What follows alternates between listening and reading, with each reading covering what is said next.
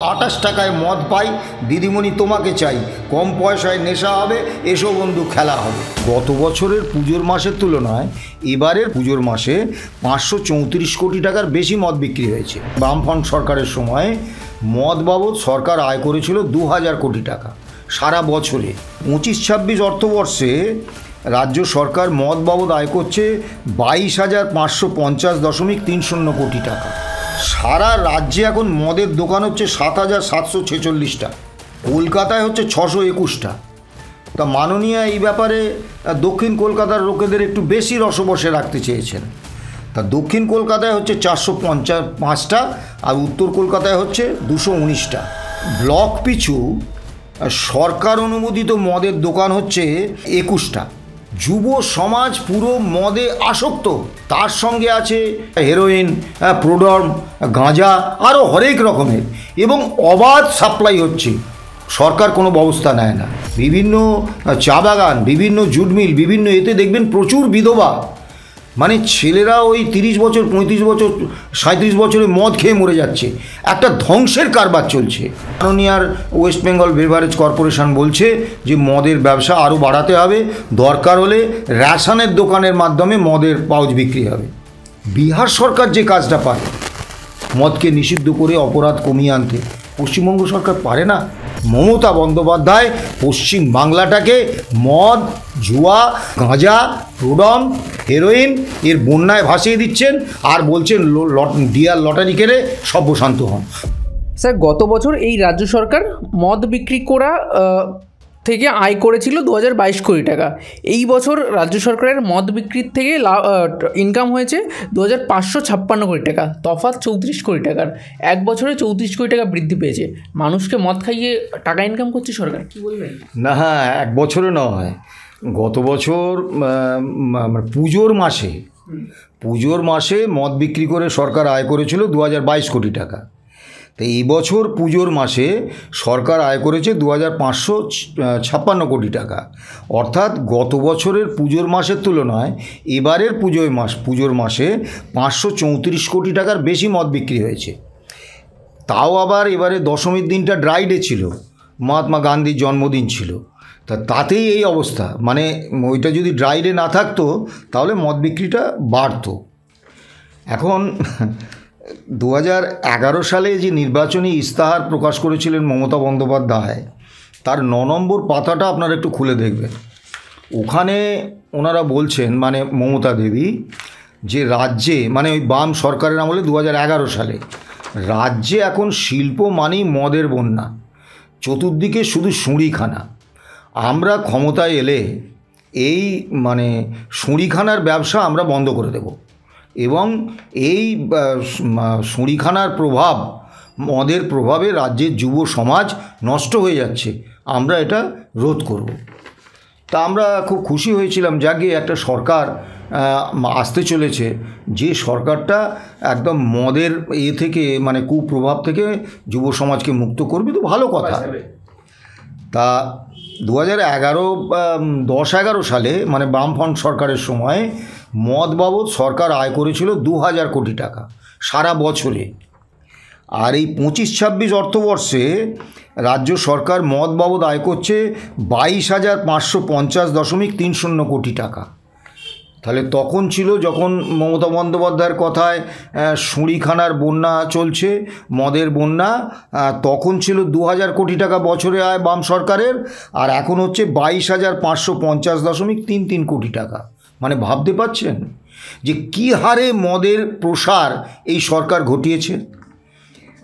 আমি একটা ছোট উদাহরণ দিই। সিঙ্গুর নিয়ে তো উনি উঠেছেন, সিঙ্গুর তথাকথিত আন্দোলনের মাধ্যমে। তাই সিঙ্গুরবাসীকে উনি বঞ্চিত করেননি। সিঙ্গুরে 2011 সালে সিঙ্গুর আবগারি জেলায় মদের দোকান ছিল, মানে সরকার অনুমোদিত মদের দোকান ছিল 80টা, এখন সেটা 174টা। তা কাজে দ্বিগুণেরও বেশি। মানে সিঙ্গুরবাসীকে বলেছেন মদ খাওয়ার, মাতাল হওয়া, কোনো অসুবিধে নেই, একটু আনন্দ উৎসব করবে না। সারা রাজ্যে এখন মদের দোকান হচ্ছে 7,746টা, কলকাতায় হচ্ছে 621টা। তা মাননীয় এই ব্যাপারে দক্ষিণ কলকাতার লোকেদের একটু বেশি রসবসে রাখতে চেয়েছেন। তা দক্ষিণ কলকাতায় হচ্ছে 455টা, আর উত্তর কলকাতায় হচ্ছে 219টা, আর বাকি জেলাগুলোতে 7125টা মদের দোকান। আমাদের দেশে আমাদের পশ্চিমবাংলায় ব্লক হচ্ছে 341টা। তাহলে এক ব্লক পিছু সরকার অনুমোদিত মদের দোকান হচ্ছে 21টা। তাহলে একটা ব্লকে 21টা সরকারি মদের দোকানেও মাননীয়ার পোষাচ্ছে না। 2017 সালে উনি ওয়েস্ট বেঙ্গল বেভারেজ কর্পোরেশন তৈরি করেছেন। সেই বেভারেজ কর্পোরেশনের লক্ষ্য হচ্ছে যে মদের থেকে আরও রাজস্ব আনা, এবং সে কারণে এই সরকারি সংস্থা সিদ্ধান্ত নিয়েছে যে পঞ্চায়েত এলাকায় 3 কিলোমিটার অন্তর, পুরসভা এলাকায় 2 কিলোমিটার অন্তর এবং কলকাতা পুরসভা এলাকায় 1 কিলোমিটার অন্তর একটা করে মদের দোকান থাকতেই হবে। মানে এই যে আপনাকে মদের দোকানের হিসেব দিলাম যে 7746টা, এটা কিন্তু অচিরেই বাড়তে চলেছে। এবারে আসুন, 2011 সালে মমতা ব্যানার্জি প্রতিশ্রুতি দিচ্ছেন যে শুঁড়িখানার এই প্রসার একদম বন্ধ করে দেবেন, মদের এই মদ্যাসক্তির এই কুপ্রভাব থেকে যুব সমাজকে মুক্ত করবেন। আর উনি ক্ষমতায় আসার পরই খবরের কাগজে একটা খবর বেরোলো, 50 টাকার মদটা আর 50 টাকায় কিনতে হবে না বোতলে, ওইটা পাউচে 28 টাকায় পাওয়া যাবে। এবং এই খবর শুনে পাড়ার মোড়ে মোড়ে ছেলেপিলেদের ওই ডিজে বাজিয়ে কি নাচ, বলছে 25 টাকায় মদ পাই দিদিমণি, 28 টাকায় মদ পাই দিদিমণি, তোমাকে চাই, কম পয়সায় নেশা হবে, এসো বন্ধু খেলা হবে। একেবারে মানে সে ডিজে বাজিয়ে হই হই নাচ। পাশের রাজ্যে যান, এই বিহারে মদ নিষিদ্ধ করেছে, এবং বিহার সরকারের কোনো রিপোর্ট নয়, NCRB national crime records bureau বলছে মদ নিষিদ্ধ করার পরে বিহারে অপরাধের সংখ্যা 69% কমে গেছে। কারণ মদের সঙ্গে এই অপরাধের একটা প্রত্যক্ষ যোগাযোগ রয়েছে। আপনি দেখবেন এই যে খুন, যখন ধর্ষণ, গণধর্ষণ এইসব হচ্ছে, সব দেখবেন অনুঘটক হিসেবে আছে মদ। মানে সবই কিন্তু মদ খেয়েই অপরাধগুলো করছে, মূল কাণ্ডারি।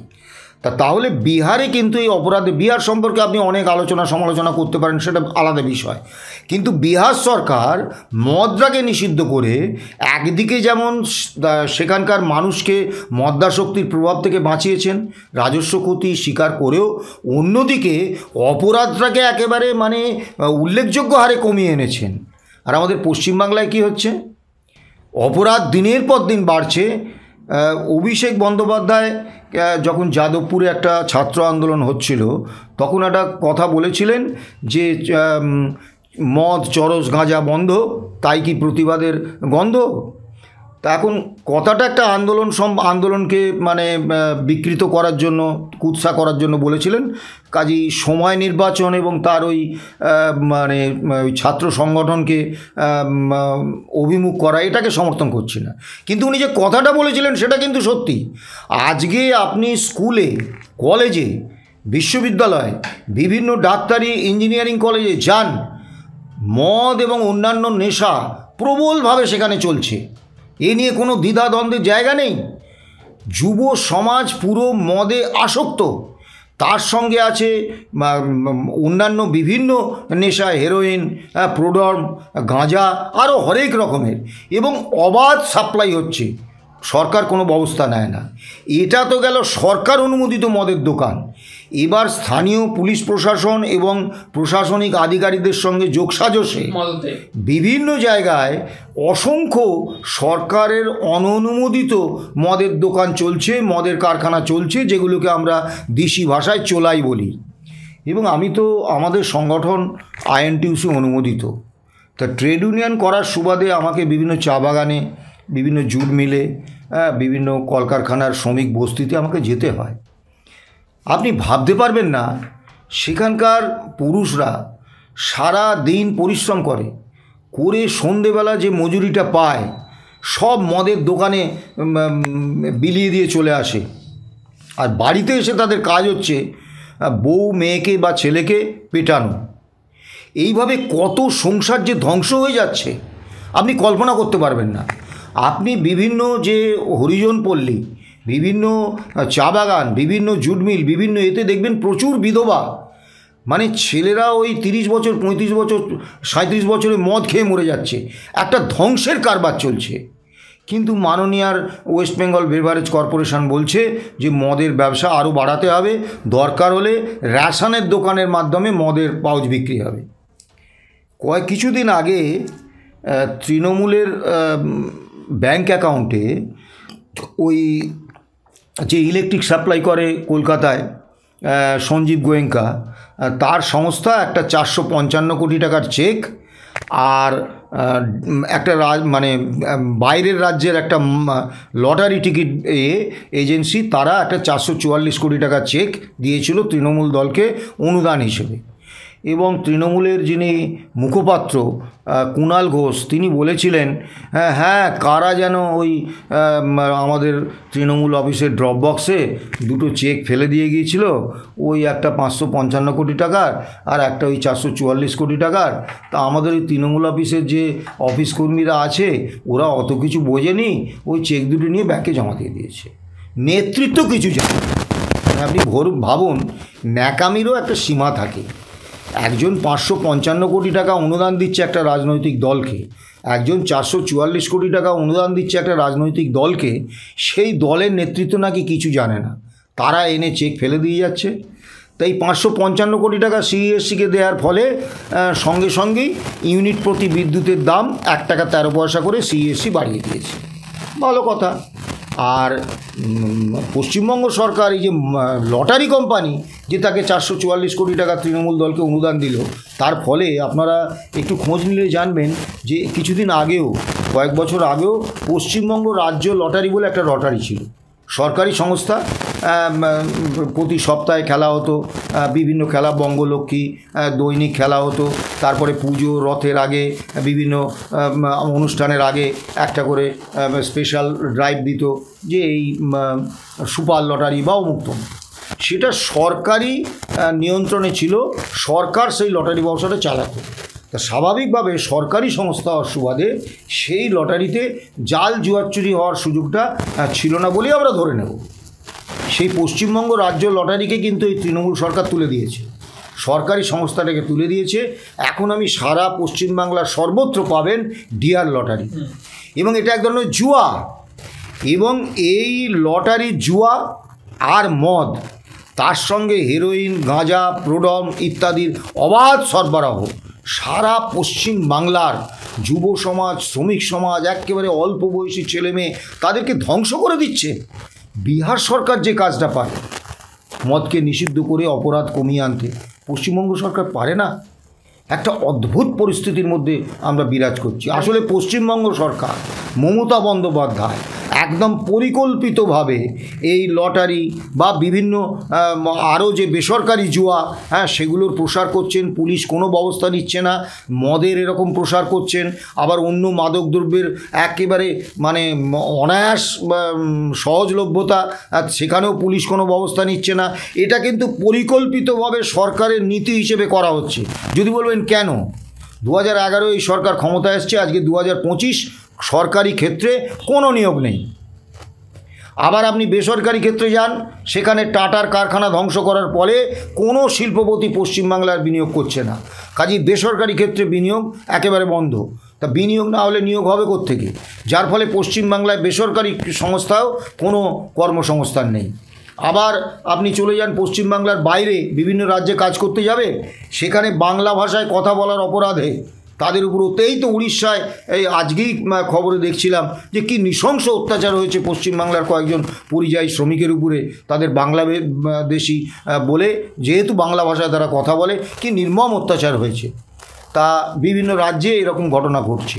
তাহলে এই পশ্চিমবাংলার এই কর্মসংস্থানহীন লক্ষ লক্ষ যুবক, আমাদের রাজ্যে 65% মানুষের বয়স হচ্ছে 34 বছরের নিচে, যারা কাজ খুঁজছে, এরা কি করবে?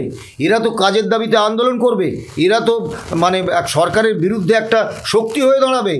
ওই জন্যে তাদেরকে মাদকাসক্ত করে দাও, তাদেরকে জুয়া, বিভিন্ন নেশার মধ্যে তাদেরকে ঢুকিয়ে দাও, যার ফলে তারা নেশাগ্রস্ত হয়ে যাবে, তারা এই সব নিয়ে ভাবনার সময় পাবে না।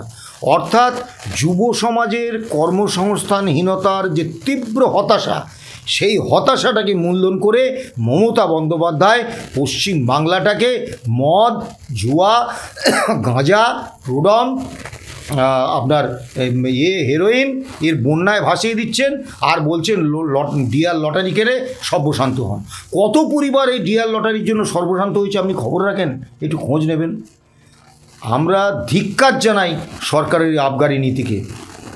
অবিলম্বে আমরা সরকারের কাছে আবেদন করব, ভিক্ষে চাইব যে দয়া করে বিহার সরকারের মতো পশ্চিম বাংলাতেও মদ নিষিদ্ধ করুন এবং অন্যান্য যে নেশার সামগ্রী সেগুলো যাতে পশ্চিম বাংলায় কোনোভাবে বিপণন না হয় সেদিকটা দেখুন। ছাত্র যুবরা ধ্বংস হয়ে যাচ্ছে, শ্রমিকরা ধ্বংস হয়ে যাচ্ছে, মানুষ ধ্বংস হয়ে যাচ্ছে। এর সর্বনাশ আর পশ্চিম বাংলার করবেন না। সমাজ কাঠামো পুরোপুরি ভেঙে পড়ছে তো, আপনি নিজেই দেখবেন। আজকে দেখলাম যে সুকান্ত মজুমদার একটা স্টেটমেন্ট করেছেন, বিজেপির সভাপতি, যে আমরা ক্ষমতা এলে ওই নামাজের সময় মুসলিমরা যে রাস্তায় বসে নামাজ পড়ে আমরা করতে দেবো না। এখন ওরা তো 2-3 মিনিট 4 মিনিট 5 মিনিট রাস্তায় হেঁটে নামাজ পড়ে। আসলে ওদের ধর্মে 5 ওয়াক্ত নামাজ করার কথা আছে। স্বাভাবিকভাবে যারা কাজ করেন, বিভিন্ন কর্মস্থানে যান, তাদের পক্ষে তো আর সব সময় মসজিদে যাওয়া সম্ভব হয় না। তারা যেখানে, আপনি দেখবেন এয়ারপোর্টে গেলে সেখানে তারা সেই সময় নামাজ পড়ছেন। আপনি যদি রেল স্টেশনে যান দেখবেন নামাজ পড়ছে, বাস স্ট্যান্ডে নামাজ পড়ছে। সময় এসে গেছে, নির্দিষ্ট সময় আছে, সেই সময় তারা নামাজটা পড়ে। তারা রাস্তাতেও নামাজ পড়ে না, হ্যাঁ, কারণ তাদের ওই মসজিদে গেলে, কর্মস্থান থেকে মসজিদে যাওয়ার জন্য ছুটি তো মালিক দেবে না, ওই অল্প একটু সময় দেবে, সেই সময় তারা করেন, ধর্ম পালন করেন। এতে সুকান্ত মজুমদারদের খুব বিপদ হচ্ছে। ওনারা ক্ষমতা এলে এটা করতে দেবেন না। তা সুকান্ত মজুমদার জানেন যে দুর্গাপুজোর বিসর্জন, জগদ্ধাত্রী পুজোর বিসর্জন, লক্ষ্মী, সরস্বতী আর থেকে আরম্ভ করে কিছু বাদ নেই, কালী, মহাকালী এর বিসর্জন, এতে কতক্ষণ রাস্তা আটকে থাকে এবং সেই বিসর্জনে মদের কি প্রভাব পড়ে ওনারা কি দেখেছেন? আজকে তো আমরা আগে দুর্গাপুজোর প্রসেশনে, দুর্গাপুজোর মিছিলে, বিসর্জনের মিছিলে আমরা যেতাম, এখন যেতে ভয় করে। কারণ অল্প বয়সী ছেলেমেয়েরা তারা মদ খেয়ে এমন একটা অবস্থায় থাকে যে নিজেদের মান সম্মান বাঁচাতে, নিজেদের নিরাপত্তা বাঁচাতে আমরা সেখান থেকে দূরে চলে যাই। এটা একটা পলায়নী মনোবৃত্তি। কিন্তু কি করা যাবে? সমাজটাকে এই মদ, লটারি, জুয়া এর নেশায় সরকার পরিকল্পিতভাবে ধ্বংস করে দিতে যাচ্ছে। ধিক্কার জানাই এই নীতিকে।